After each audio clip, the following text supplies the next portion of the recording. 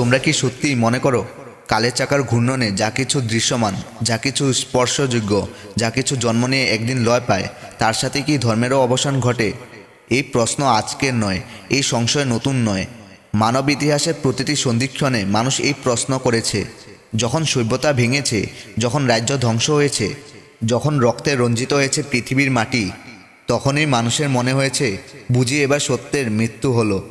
কিন্তু শোনো, সত্য কখনো মরে না, সত্য কখনো ধ্বংস হয় না।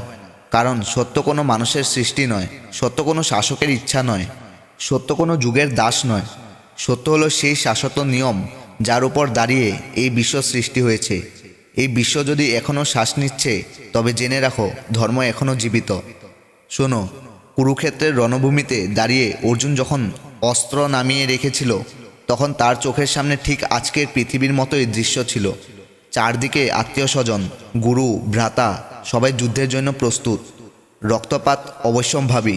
অর্জুনের মনে হয়েছিল এই যুদ্ধ যদি ধর্মের জন্য হয়, তবে এমন ধর্মের প্রয়োজন কি?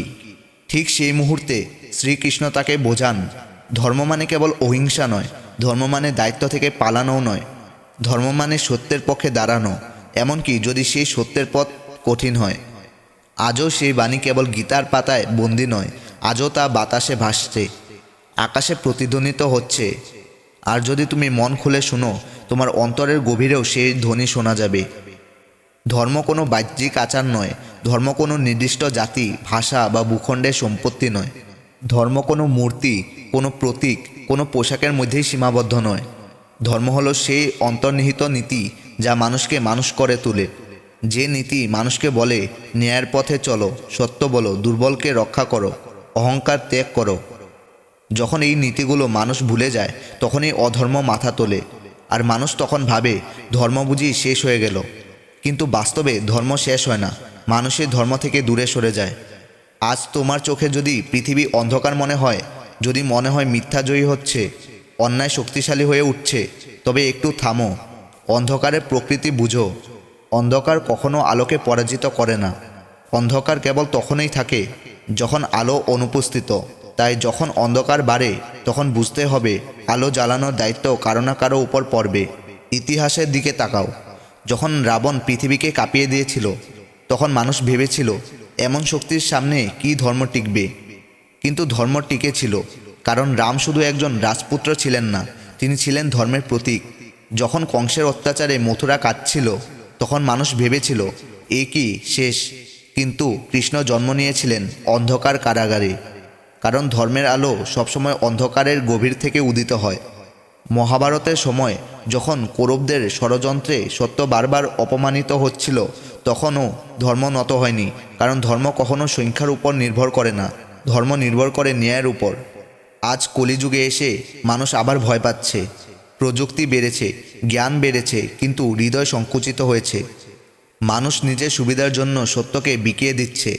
তখন মনে হয় এই যুগে কি ধর্ম বাঁচবে? শাস্ত্র বলে কলিযুগ ধর্মের মৃত্যু নয়, কলিযুগ ধর্মের পরীক্ষাকাল। এই যুগে বাহ্যিক আচার কমে যেতে পারে, কিন্তু অন্তরে ধর্ম যদি জাগে, তবে এই যুগেই মুক্তি সম্ভব। শ্রীকৃষ্ণ বলেছেন, পরিত্রাণায় সাধুনাং বিনাশায় চ দুষ্কৃতম। কিন্তু মনে রেখো, এই বিনাশ সবসময় অস্ত্রের মাধ্যমে হয় না। অনেক সময় দুষ্কৃতের বিনাশ হয় তাদের অজ্ঞতার মাধ্যমে, তাদের মিথ্যার পতনের মাধ্যমে।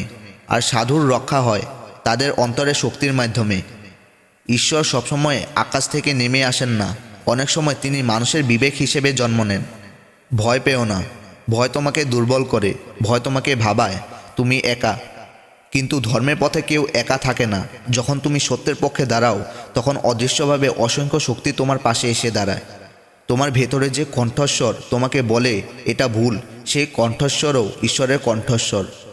এই দেহ নশ্বর, এই সংসার ক্ষণস্থায়ী। আজ যা আছে কাল তা থাকবে না। কিন্তু ধর্ম সেই সত্য যা কালের আগেও ছিল, কালের পরেও থাকবে।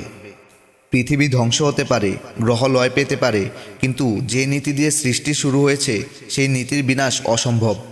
তাই হতাশ হয়ো না। আজ ধর্ম তোমার দিকে তাকিয়ে আছে, অপেক্ষা করছে তুমি কবে জাগবে। ধর্ম কখনো মরে না, ধর্ম অপেক্ষা করে মানুষের জাগরণের। যেদিন তুমি নিজের ভেতরের ভয়কে জয় করবে, যেদিন তুমি সত্যের জন্য দাঁড়াবে, সেদিন তুমি একা থাকবে না, পুরো কালচক্র তোমার সাক্ষী হবে।